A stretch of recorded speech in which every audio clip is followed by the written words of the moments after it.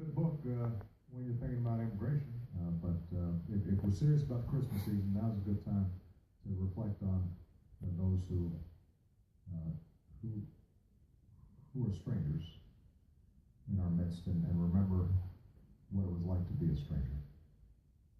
So what would Jesus do? Well, the president, Denell, using Jesus to sell his executive orders on immigration to an ordained minister who was also a former governor and presidential candidate, Mike Huckabee, on what he makes of that. Is he right on Jesus advocating these new immigration policies?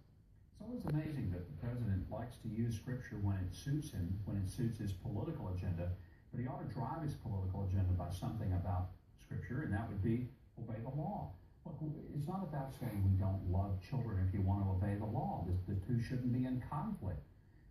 But this is a president who carefully loves to use a phrase like that. Why does he use the phrase carefully and wonderfully knit in a mother's womb and become the greatest advocate against abortion? That's biblical too, but he picks and chooses the things that he cares for. And it's just the hypocrisy of it is a little disturbing. What he is saying here, and maybe it gets back to this fellow I talked to who will be representing an illegal who was by a dog here who has a very good case suing us and getting some money from it. But in this upside down world, it does seem that he's saying not only would Jesus back this because he wants to help all the disadvantaged, the illegals who are trying to get a better life here, etc., but he will back morally everything that I'm doing. The problem here is, though, that we need to ask ourselves, did Jesus ask the government to take care of the poor, or did he ask the believers to take care of the poor?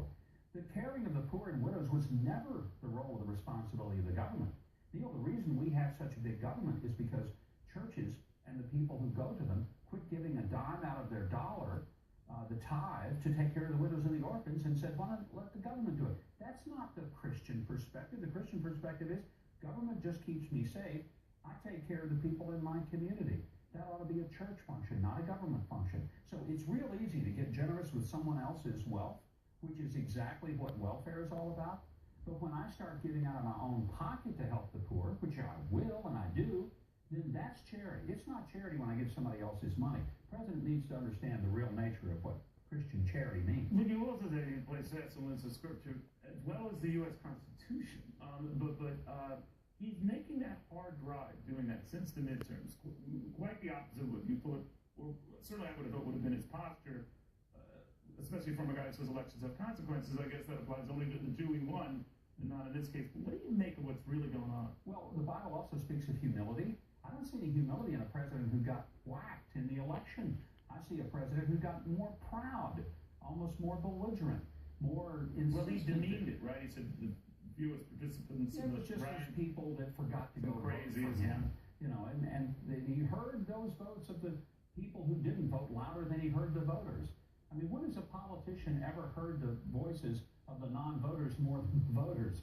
President Obama, the first and only in all of American history. It is bizarre, but I think he's picking and choosing very carefully what he wishes to perceive and hear.